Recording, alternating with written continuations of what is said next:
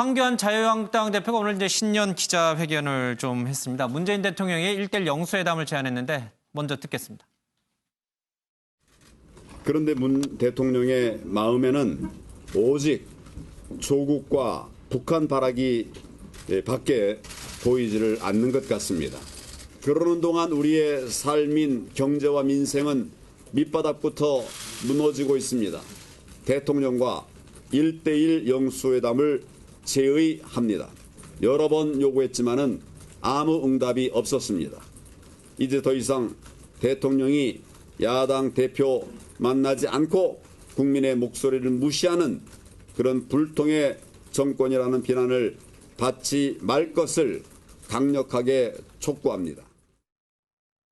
예, 황교안 대표의 말처럼 여러 번 영수회담을 제안했는데 이제 그게 잘 되지는 않았어요. 그렇죠? 청와대는 뭐 이런저런 이유를 좀 대긴 했습니다만 그럼에도 불구하고 또 영수회담을 제안했는데 이게 어떨지 모르겠어요. 여론이 왜 자꾸 황 대표는 자꾸 1대1로 만나려고 하지? 그러니까 청와대는 이제 여럿이 같이 만나는 거 언제든지 좋겠다라고 하고 있습니다만 황교안 대표는 자꾸 1대1로 만나려고 하는 게 자신의 대권 꿈 때문인가 이렇게 또 보시는 분들도 있고요. 그러니까 뭐 제1야당으로서의 지위를 인정해달라라는 이제 취지일 텐데요. 청와대가 인정 안 하고 있어요?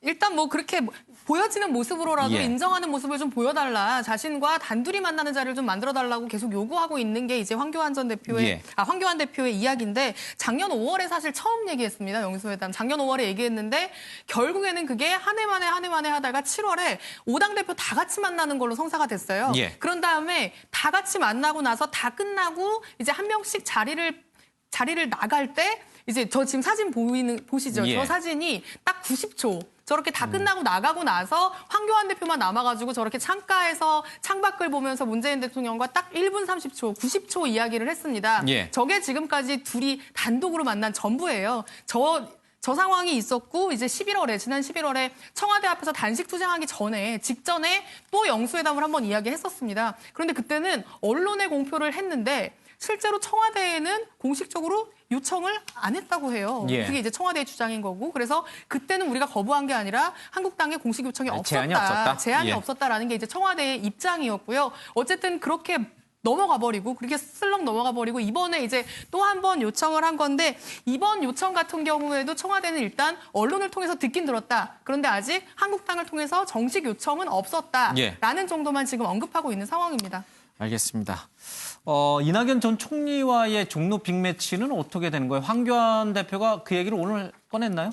네, 수도권 험지 출마 선언을 했는데도 계속 이 비례대표 얘기가 나오는 이유가 인터뷰에서 계속 여지를 남겨둡니다. 황 대표가. 그래서 뭐 이런 질문이 나오면 선택할 수 없는 건 없다. 아직 결정할 아직도요? 시간이 남아있다라고 얘기를 하거나 뭐 당에 도움이 되는 쪽으로 방향을 정하도록 하겠다라면서 좀 유보적인 입장을 내놓고 있습니다. 이렇다 보니까 여권의 추측이지만 이해찬 더불어민주당 대표 같은 경우에는 그 빅매치 성사될 가능성이 낮아 보인다라고 얘기를 하기도 했는데요. 이 전 총리가 아무래도 출마를 하게 되면은 황 대표가 여기서 좀 피하지 않을까라는 관측을 내놓은 겁니다.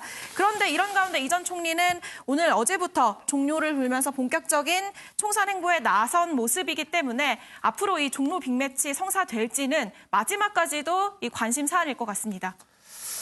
그러니까요. 지금 민주당에서는 이제 이낙연 전 총리에게 이제 공동 선대위원장과 함께 종로 출마를 이제 제안을 했기 때문에 뭐 받아들이는 수순만 남은 것 같고 문제는 이 황교안 대표가요.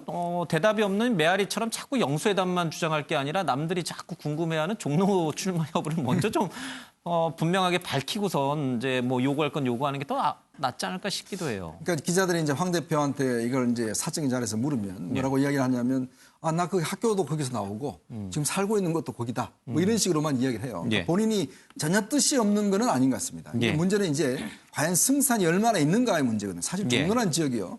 굉장히 저 점에서 보면 이 예전에는 지금의 현재 야당, 제1야당이 이제 국회의원을 오랫동안 하던 지역이었어요. 근데 정세균 의장이 이제 전 총리가 이쪽 지역의 국회의원으로 재선을 하면서 이 지역은 어떤 면에서 보면 또 여당의 지역으로 바뀌었습니다. 이 지역 특성이요. 굉장히 좀 표 분산이 아주 이제 극명하게 좀 대립되는 지역이 있어요. 평창동하고 또 다른 지역하고 이렇게 대립되는 지역이 있고 야당으로서도 결코 어떤 면에서 보면 도전하지 않을 수는 없는 지역입니다. 자, 그러면 본다면 아마 제가 볼 때는 당내에서 지금 여론조사를 계속 돌리고 있는 것 같아요. 얼마만큼 승산이 있느냐 이런 것들을 좀 따져보고 난 다음에 또 그러면 보수통합이라는 아직도 과제가 남아있지 않습니까? 아마 제가 볼 때 황 대표가 전체적인 당의 어떤 큰 틀의 모습들을 만들어 놓고 난 다음에 지역을 결정하지 않겠는가. 지금 뭐 당장 한다 하더라도 이게 굉장히 그쪽으로만 쏠려버리면 사실은 보수통합의 예. 어떤 관심이 끌리기 때문에 1차적으로는 보수통합 쪽에 무게를 좀 싣는 것 같습니다. 예, 보수통합 이후에 지지율이 좀 많이 오르면 그때 가서 다시 고민해봐도 예, 결정해도 늦지 않는다. 아마 그런 전략을 짜는 것 같은데 국민은 조금 답답해하는 것 같습니다. 특히 기자들이요.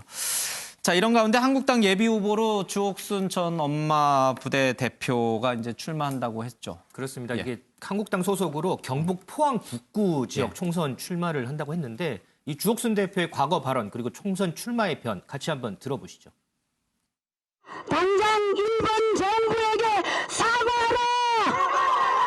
자, 아베 수상님, 저희 이 지도자가 무력해서, 무지해서, 한일 관계의 그 모든 것을 파괴한 거에 대해서 국민의 한 사람으로서 진심으로 사죄드립니다.